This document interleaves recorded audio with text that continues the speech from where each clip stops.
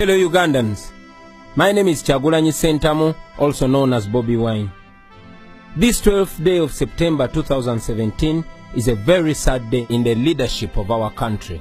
Yet again, some of my colleague members of parliament who belong to the NRM party did the most dishonorable and unpatriotic thing. They passed a resolution to remove presidential age limits from the constitution of Uganda so that President Museveni can become life president.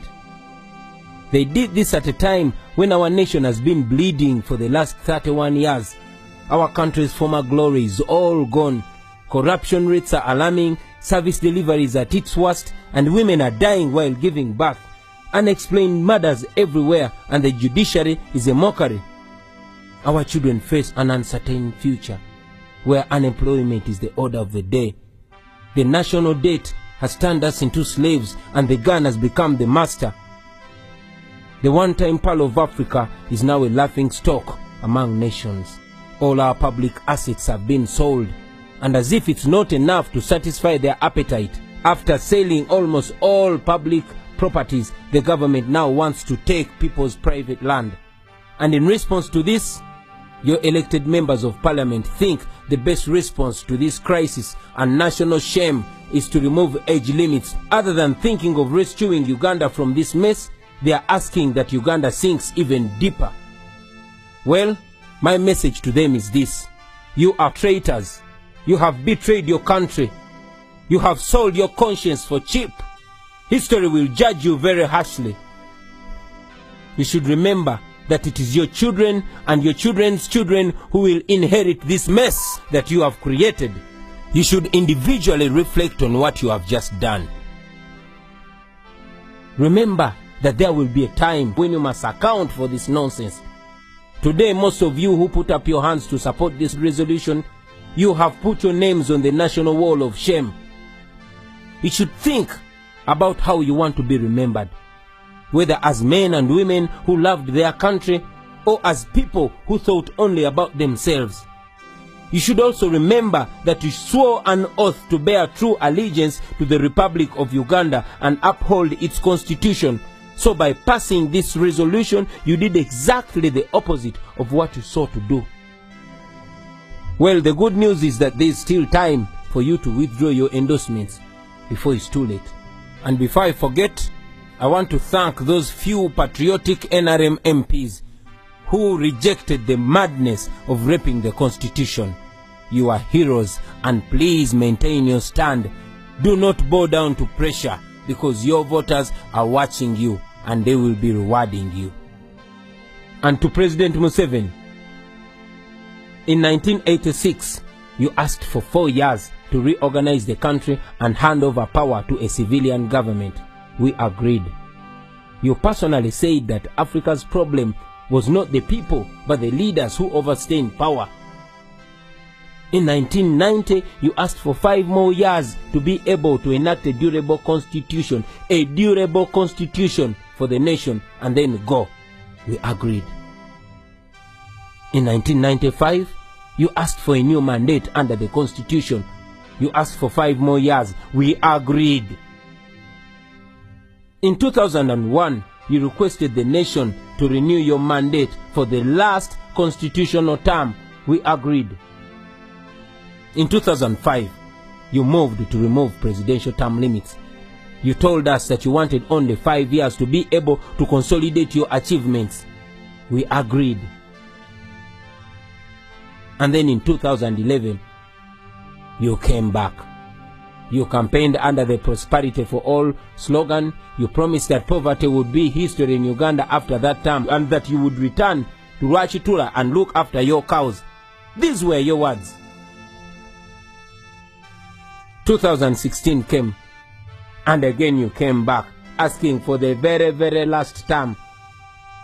Yes, in a televised address, you told the nation and you swore that you would certainly not lead beyond 75 years of age.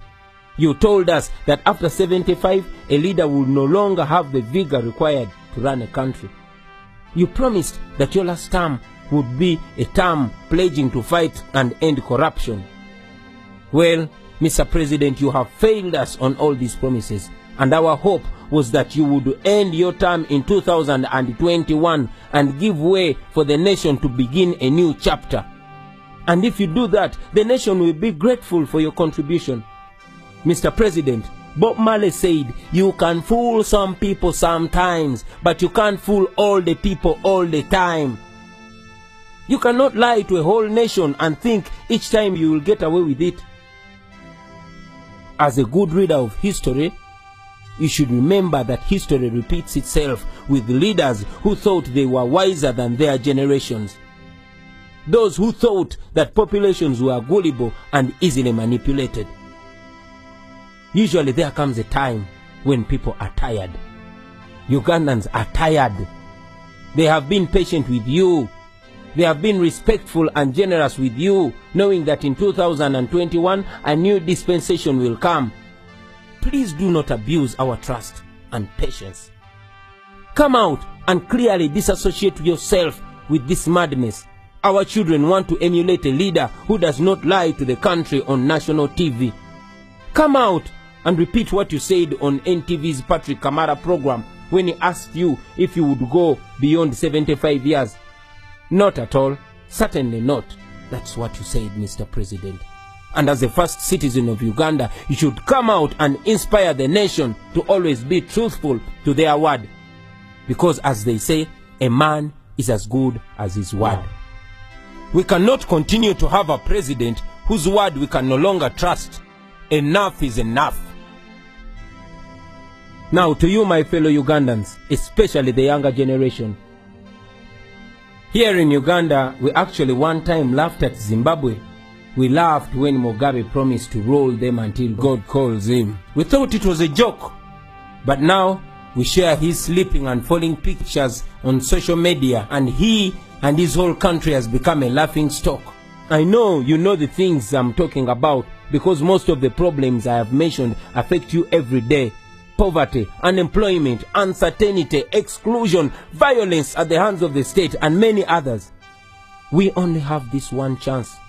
No matter your tribe, no matter your religion, no matter your political affiliation or creed, poverty and these terrible conditions in our country do not discriminate.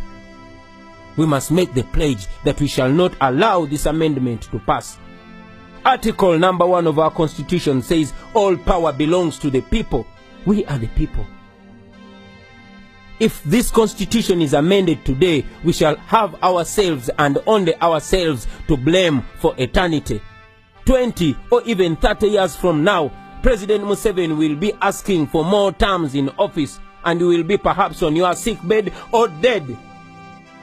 And if you're still living, you will be living in these suppressive and oppressive conditions. At that time, you will look back and wish you did something today.